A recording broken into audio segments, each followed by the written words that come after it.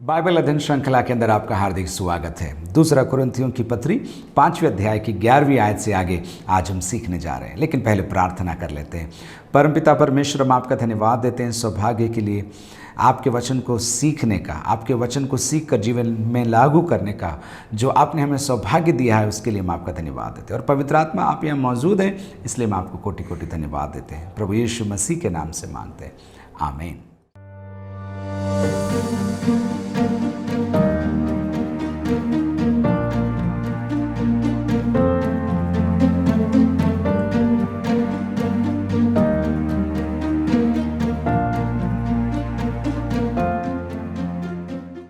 ग्यारहवीं आयत से आगे मिलकर पढ़ते हैं। इसलिए प्रभु का भय मानकर हम लोगों को समझाते हैं। पौलुस कहता है हम लोगों को समझाते हैं प्रभु का भय मानकर, और जो समझना चाहते हैं वे समझेंगे और जो समझना नहीं चाहते हैं वे उसको ठुकरा भी देते हैं।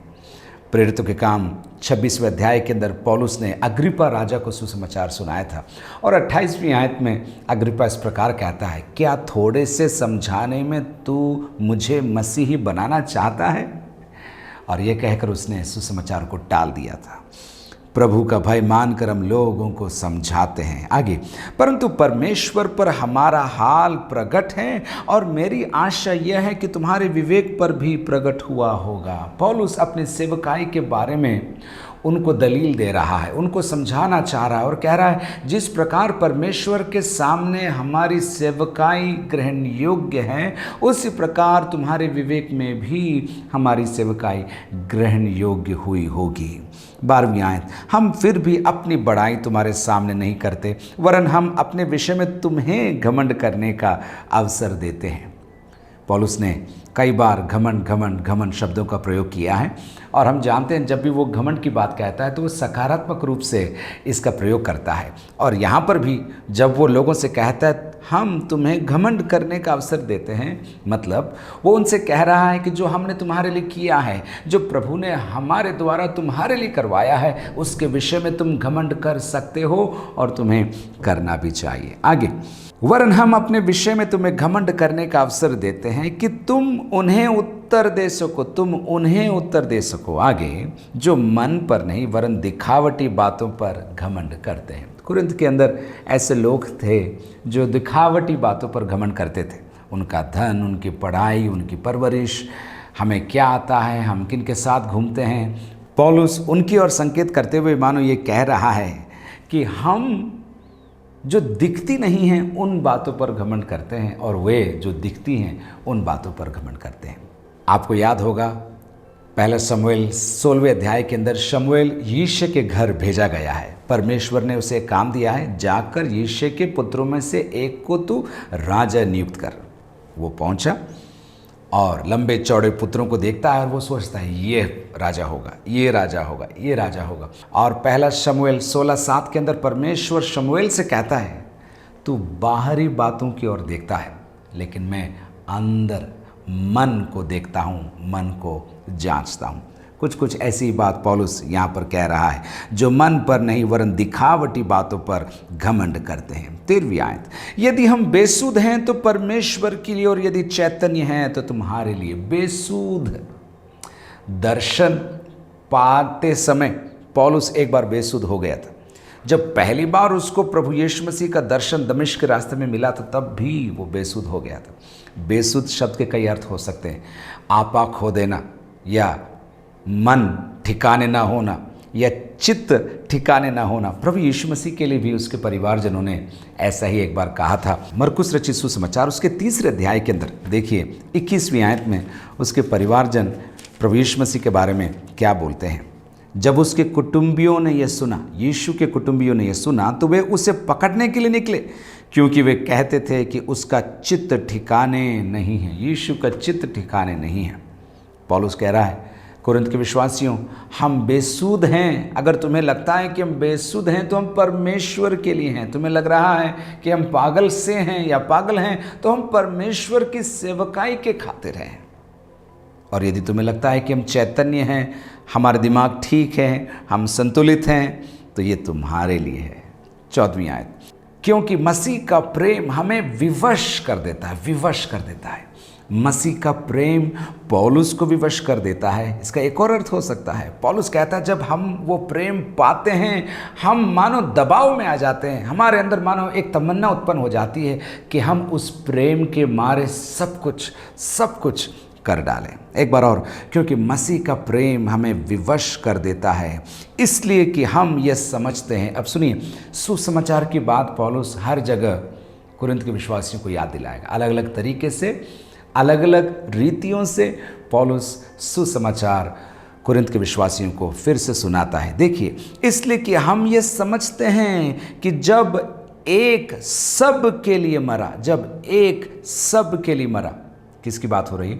प्रभु यीशु मसीह सब के लिए मरा, और सब में सब आ जाते हैं, सब में एक सब आ जाते हैं। मैं 2 आयतें आपको देता हूँ। कुलुसियों की लिखी हुई पत्री उसका पहला अध्याय और उसकी 20वीं आयत देखिए। और उसके क्रूस पर बहे हुए लहू के द्वारा मेल मिलाप करके सब वस्तुओं का उसी के द्वारा से अपने साथ मेल कर ले, चाहे वे पृथ्वी पर की हों चाहे स्वर्ग में की। सब वस्तुओं का मेल, सब वस्तुओं का मेल। एक और आयत रोमियो की पत्री 8वें अध्याय के अंदर उसकी 32वीं आयत देखिए। रोमियो की पत्री 8 अध्याय और उसकी 32 आयत। जिसने अपने निज पुत्र को भी न रख छोड़ा परंतु उसे हम सब के लिए दे दिया, हम सब के लिए दे दिया। तो जब पौलुस दूसरा कुरिन्थियों के अंदर मेल मिलाप के विषय में, बलिदान के विषय में कुरिन्थ के विश्वासियों को याद दिला रहा है तो इस प्रकार कहता है, क्योंकि मसीह का प्रेम हमें विवश कर देता है, इसलिए कि हम ये समझते हैं कि जब एक, मतलब प्रभु यीशु मसीह सब के लिए मरा तो सब मर गए, तो सब मर गए। इसका मतलब क्या हुआ? एक सब के लिए मरा तो सब मर गए। इसको समझने के लिए आपको ये बात समझना होगा कि पौलुस समझा रहा है कि यीशु की मृत्यु के अंदर मेरी मृत्यु का प्रावधान है। यीशु मेरी जगह मर गया, यीशु ने मेरी मृत्यु को क्रूस पर सह लिया। ये बात गहरी है और आपको और मुझे समझने की ज़रूरत है। तो फिर आप पूछेंगे, तो फिर क्या मुझे मरना नहीं पड़ेगा? आत्मिक रूप से मरना नहीं पड़ेगा, शरीर में है तो मृत्यु स्वाभाविक है। लेकिन यहाँ देखिए पौलुस क्या कह रहा है, जब एक सब के लिए मरा तो सब मर गए। 15, और वह इस निमित्त सब के लिए मरा। ध्यान दीजिए, यीशु सबके लिए इसलिए मरा कि जो जीवित हैं, सुनिए, कि जो जीवित हैं वे आगे को अपने लिए न जिए परंतु उसके लिए जो उनके लिए मरा और फिर जी उठा। यीशु सबके लिए मरा, लेकिन सब विश्वास नहीं करते, पर जो विश्वास करते हैं उन्हें अब ऐसे जीना है मानो वो केवल और केवल प्रभु यीशु मसीह के लिए जीवित हैं और उसके लिए जी रहे हैं। पौलुस का जीवन इस बात की गवाही से भरा हुआ था। वो जो कुछ करता था, जैसे करता था, केवल और केवल प्रभु यीशु मसीह की महिमा के लिए करता था। चुनौती तो हमारे लिए है, हम कैसे हमारे जीवन को चला रहे हैं। याद रखिए, मुझे पाप के प्रायश्चित में मरना नहीं है, क्योंकि यीशु मसीह ने मेरी जगह को कलवरी के क्रूस पर ले लिया है। लेकिन जब मैं जीवित हूँ तो मुझे मसीह के लिए जीना है, मेरे स्वार्थ के लिए, मेरे तरीकों के लिए, मेरी इच्छाओं के लिए नहीं। एक बार और मैं पढ़ूंगा 15वीं आयत। और वह इस निमित्त सब के लिए मरा कि जो जीवित हैं वे आगे को अपने लिए न जिए परंतु उसके लिए जो उनके लिए मरा और फिर जी उठा। आपको हमेशा अपने आप को याद दिलाना है, प्रभु यीशु मसीह मेरे पापों के लिए मारा गया, गाड़ा गया, तीसरे दिन जी उठा और आज पिता के दाहिनी ओर बैठा है और बहुत जल्दी मुझे लेने आ रहा है। यही तो सुसमाचार है। और पौलुस अलग अलग तरीके से कुरिन्थ के विश्वासियों को याद दिला रहा है, आगे भी याद दिलाएगा। लेकिन 16वीं आयत, अतः अब से हम किसी को शरीर के अनुसार न समझेंगे। पौलुस कह रहा है कुरिन्थ के विश्वासियों, कुरिन्थ के अगुओं, कई बार मैंने तुम्हें मानो दुख दिया है, तुम्हें ऐसा लगता है। और पौलुस कह रहा है अब हम तुम्हें सांसारिक रीति से नहीं देखेंगे। आगे देखिए, यद्यपि हमने मसीह को कभी शरीर के अनुसार जाना था तो भी अब से उसको ऐसा नहीं जानेंगे। विश्वास में आने से पहले प्रभु यीशु मसीह को पौलुस जानता होगा, ऐसा हम अनुमान लगाते हैं। और पौलुस इसी बात को यहाँ कह रहा है, हमने मसीह को कभी शरीर के अनुसार जाना था, सांसारिक रीति से कभी यीशु को जाना था, लेकिन जब से उसका दर्शन मुझे मिला है तब से हमने सांसारिक या शारीरिक रीति से नहीं परंतु आत्मिक रीति से ही यीशु को जाना है, तो भी अब से उसको ऐसा नहीं जानेंगे। 17, इसलिए यदि कोई मसीह में है तो वो नई सृष्टि है। इसलिए, किस लिए? चूंकि यीशु मारा गया, गाड़ा गया, तीसरे दिन जी उठा और पिता की दाहिनी ओर है, और चूंकि मैंने विश्वास किया है और अब मेरे लिए नहीं परंतु मेरे मसीह के लिए मैं जी रहा हूं, इसलिए यदि कोई मसीह में है, यदि कोई मसीह में है तो वह नई सृष्टि है। मसीह में है, कई अर्थ इसके भी हो सकते हैं। मसीह के हैं, मसीह की सुरक्षा के आच्छादन के नीचे हैं, मसीह की देह के अंग हैं, जहाँ मसीह हैं वहाँ वे रहते हैं आत्मिक दुनिया के अंदर। ये सारे तात्पर्य हैं। इसलिए यदि कोई मसीह में है तो वो नई सृष्टि है। He is a new creation. Romeo की पत्री के अंदर पौलुस ने 8वें अध्याय के अंदर सृष्टि के बारे में कहा था कि किस प्रकार सृष्टि करहाती है और नया बनने की इच्छा रखती है। पौलुस कह रहा है एक दिन तो होगा, लेकिन प्रभु यीशु मसीह जब हमारे जीवन के अंदर आता है हम नई सृष्टि बन जाते हैं। शरीर बदलता नहीं है परंतु हमारी भावनाएं बदल जाती है, हमारी प्रतिक्रियाएं बदल जाती है, हमारा उठना बैठना बदल जाता है, हमारा ध्यान लगना बदल जाता है, हमारे को जो अच्छा लगता है, हमारा एंटरटेनमेंट बदल जाता है, हमारी बोलने की शैली बदल जाती है। प्रियो, ये नई सृष्टि के सूचक है। यीशु मसीह को पाने के बाद अगर ये बातें आप में नहीं दिख रही हैं तो मुझे और आपको अपने आप का अवलोकन करने की ज़रूरत है। क्या सचमुच यीशु ने हमारे जीवन को बदला है कि नहीं? पुराना गीत है ना, जब से प्यारा यीशु आया मेरा जीवन बदल गया, बदल गया। गवाही मुझे नहीं, मेरे जीवन को देखकर दूसरों को गवाही देनी चाहिए कि सचमुच इसके जीवन में यीशु आया है। इसलिए यदि कोई मसीह में है तो वो नई सृष्टि है। और आगे देखिए, पुरानी बातें बीत गई, पुरानी बातें खत्म हो गई, जाती रहीं, देखो सब बातें नई हो गई। प्रकाशित वाक्य 21वें अध्याय की 5वीं आयत में कुछ ऐसा ही लिखा है जो भविष्य में मेरे और आपके लिए होने जा रहा है। प्रकाशित 21:5 में देखिए क्या लिखा है। जो सिंहासन पर बैठा था उसने कहा, देख मैं सब कुछ नया कर देता हूँ, सब कुछ नया कर देता हूँ। जगत के अंत में ऐसा होगा, लेकिन उसकी एक छोटी शुरुआत, एक झलक मेरे जीवन में दिखाई दे रही है, मेरे जीवन के लिए शुरू हो चुकी है। देखिए, पुरानी बातें बीत गई, देखो, एक सरप्राइज का, एक एक्सक्लेमेशन का, एक उत्साह का शब्द है। देखो सब बातें नई हो गई हैं। आपके जीवन को आप मुड़कर देखिए, सब बातें नई हुई हैं क्या? टेंशन, बीमारी, डिप्रेशन, दुख, मुसीबत, ये सब है प्रियो, लेकिन जब यीशु आपके अंदर आता है, यीशु आपके जीवन में आता है, इन सब को तर कर जाने के लिए, इस सब को पार कर जाने के लिए, सब पर विजयी होने के लिए वो आपको अनुग्रह देता है, वो आपको अपनी स्वयं की उपस्थिति देता है। इसलिए यदि कोई मसीह में है तो वह नई सृष्टि है, पुरानी बातें बीत गई, देखो सब बातें नई हो गई हैं। 18, ये सब बातें परमेश्वर की ओर से हैं, ये सब बातें परमेश्वर की ओर से। 3 बातें देखिए, परमेश्वर की ओर से है जिसने मसीह के द्वारा अपने साथ हमारा मेल मिलाप कर लिया, और तीसरा, मेल मिलाप की सेवा हमें सौंपती है। पौलुस कह रहा है 3 बातें, हमको ये जो उद्धार मिला है, ये जो नया जन्म मिला है, नई सृष्टि हम बनाए गए हैं, परमेश्वर की ओर से है, और उसने ये कार्य यीशु मसीह के द्वारा करवाया। हमारा मेल मिलाप यीशु मसीह के द्वारा करवाया। लेकिन इतना ही नहीं, ध्यान से सुनिए, पौलुस कहता है हमें वो मेल मिलाप की सेवा सौंपता है। आज की दुनिया के अंदर पिता ने करवाया, यीशु के द्वारा करवाया, लेकिन अब हमसे इस पृथ्वी के अंदर वही सेवा करवा रहा है। 19, अर्थात परमेश्वर ने मसीह में होकर अपने साथ संसार का मेल मिलाप कर लिया और उनके अपराधों का दोष उन पर नहीं लगाया। बहुत खूबसूरत।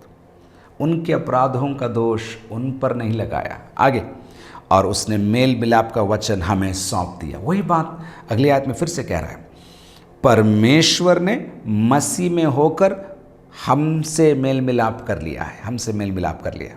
हमने तो नहीं चाहा था, हमको तो मालूम ही नहीं था, हम तो पाप में गिरे हुए थे, मृत्यु की कगार पर हम खड़े थे, लेकिन पिता ने मसीह यीशु में होकर हमें खरीद लिया, हमसे प्रेम किया और हमें अपना बना लिया, मेल मिलाप हमारे साथ कर लिया और उनके अपराधों का दोष उन पर नहीं लगाया। उनके ही नहीं, हमारे अपराधों का दोष हम पर नहीं लगाया, पर किस पर लगाया? कलवरी के क्रूस पर, जिसे यीशु ने अपने जीवन के अंदर उठाया था, उस पर लगाया। रोमियों की पत्री 4 अध्याय में, आइए रोमियों की पत्री 4 अध्याय की 8वीं आयत में यही आशय हमको देखने को मिलता है। 4 के 8 में, धन्य है वह मनुष्य जिसे परमेश्वर पापी न ठहराए। भजन 32 के अंदर से वहाँ पर भी और यहाँ पर भी पौलुस उदाहरण लेकर कह रहा है, धन्य है वह मनुष्य जिससे परमेश्वर पापी न ठहराए। पापी होकर भी पापी न ठहराए जाए, ऐसे कैसे हो सकता है? केवल इसलिए हो सकता है क्योंकि यीशु मसीह ने मेरे पाप को अपने पर उठा लिया है।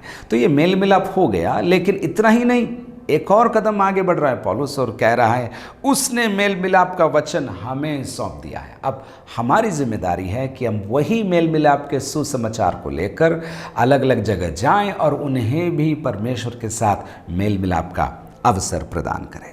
20वीं आयत, इसलिए हम मसीह के राजदूत हैं, मानो परमेश्वर हमारे द्वारा विनती कर रहा है। इसलिए, किस लिए?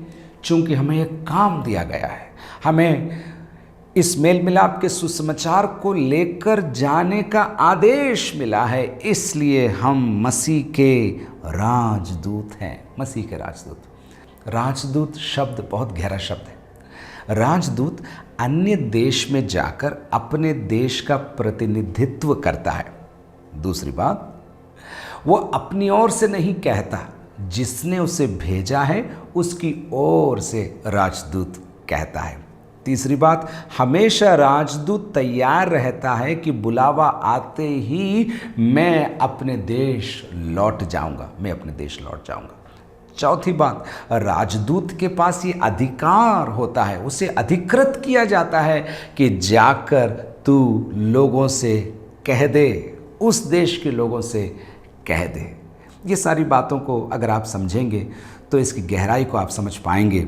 जब पौलुस कहता है हम मसीह के राजदूत हैं, और जब राजदूत हैं तो उसको कौन सा संदेश सौंपा गया है? उसको आगे लिखा है मेल मिलाप का और शांति का संदेश सौंपा गया है। इसलिए हम मसीह के राजदूत हैं, मानो परमेश्वर, अब देखिए, परमेश्वर हमारे द्वारा विनती कर रहा है। एक समय पर यीशु के द्वारा परमेश्वर ने मेल मिलाप किया, पर अब हम राजदूत नियुक्त हुए हैं और अब हमारे द्वारा परमेश्वर ये कार्य कर रहा है। मसीह की ओर से निवेदन करते हैं कि परमेश्वर के साथ मेल मिलाप कर लो। कुरिन्थ के विश्वासियों, अब मसीह की ओर से तुमसे निवेदन करते हैं कि तुम फिर से परमेश्वर के साथ मेल मिलाप कर लो। 21, जो पाप से अज्ञात था, फिर से यीशु मसीह की बात आई और सुसमाचार को एक नए तरीके से पौलुस प्रस्तुत कर रहा है। जो पाप से अज्ञात था, किसकी बात हो रही है?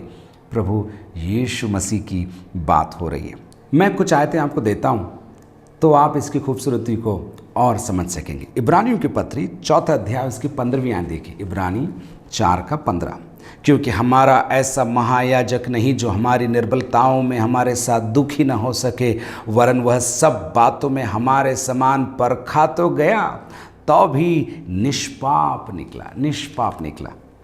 जो पाप से अज्ञात था, 2 कुरिन्थी 5:21 में हमने देखा। उसके पश्चात इब्रानी 4 के 15 में हमने देखा वह निष्पाप था। एक और आयत, पहला पतरस 2 के 22 में क्या लिखा है? पहला पतरस 2 अध्याय उसकी 22 आयत, न तो उसने पाप किया और न उसके मुंह से छल की कोई बात निकली। न तो उसने पाप किया और न छल की कोई बात किसके मुंह से, प्रभु यीशु मसीह के मुंह से कभी नहीं निकली। एक और आयत मैं आपको देता हूँ, पहला यूहन्ना 3:5। तुम जानते हो कि वह इसलिए प्रकट हुआ कि पापों को हर ले जाए और उसके स्वभाव में पाप नहीं। यीशु निष्पाप था, उसको दर्शाने के लिए 4 आयतें मैंने आपको दी। आगे अपन चलते हैं। जो पाप से अज्ञात था उसी को उसने हमारे लिए पाप ठहराया। उसी को, जो पाप से अज्ञात था उसी को पिता ने हमारे लिए पाप ठहराया, पाप ठहराया। पहला कुरिन्थियों पहला अध्याय के अंदर उसकी 30वीं आयत में देखिए क्या लिखा है। पहला कुरिन्थियों पहला अध्याय उसकी 30वीं आयत। परंतु उसी की ओर से तुम मसीह यीशु में हो, जो परमेश्वर की ओर से हमारे लिए ज्ञान ठहरा, अर्थात धर्म और पवित्रता और छुटकारा। धर्म, पवित्रता और छुटकारा। पहला कुरिन्थियों 6:11 देखिए। और तुम में से कितने ऐसे ही थे, परंतु तुम प्रभु यीशु मसीह के नाम से और हमारे परमेश्वर के आत्मा से धोए गए और पवित्र हुए और धर्मी ठहरे। यीशु मसीह जो पाप से अज्ञात था, मेरे लिए पाप ठहराया गया। किसके द्वारा? पिता के द्वारा। आगे देखिए, जो पाप से अज्ञात था उसी को उसने हमारे लिए पाप ठहराया कि हम उसमें होकर परमेश्वर की धार्मिकता बन जाएं। कि हम उसमें होकर न केवल परमेश्वर की धार्मिकता को पाएं, परंतु परमेश्वर की धार्मिकता बन जाएं। एक बार और मैं इस आयत को पढ़ूंगा। जो पाप से अज्ञात था उसी को उसने हमारे लिए पाप ठहराया कि हम उसमें होकर परमेश्वर की धार्मिकता बन जाएं। याद रखिए, आपको न केवल धर्मी बनाया गया है, न केवल आपको धर्मी ठहराया गया है, परंतु आपको परमेश्वर ने अपनी स्वयं की धार्मिकता दे दी है। आप धर्मी हैं, आप धर्मी करार दिए गए हैं, इसलिए आपको धार्मिकता के कार्य हमेशा और हमेशा करते रहने चाहिए। जैसे पौलुस ने पहले हमसे कहा, जो हम जीवित हैं हमारी इच्छाओं के लिए नहीं, जिसने हमारे लिए अपने प्राण को दिया उसके लिए हम जीवित रहेंगे, उसकी इच्छाओं को पूरी करेंगे, उसके इरादों को पूरा हमारे जीवन के अंदर करते चले जाएंगे। मेल मिलाप, परमेश्वर से मेल मिलाप, मनुष्यों से मेल मिलाप, यीशु मसीह के द्वारा ये मेल मिलाप हुआ है और हमें ये मेल मिलाप का सुसमाचार सौंपा गया है। और इस कारण हम इस सुसमाचार के, इस मेल मिलाप के सुसमाचार के क्या हैं? राजदूत हैं, राजदूत हैं। और पिता ने उसे जो पाप से अज्ञात था हमारे लिए पापी ठहराया, ताकि न केवल हमें धार्मिकता मिले परंतु हम धर्मी बना दिए जाएं। प्रभु आपको बहुत बहुत आशीष दे।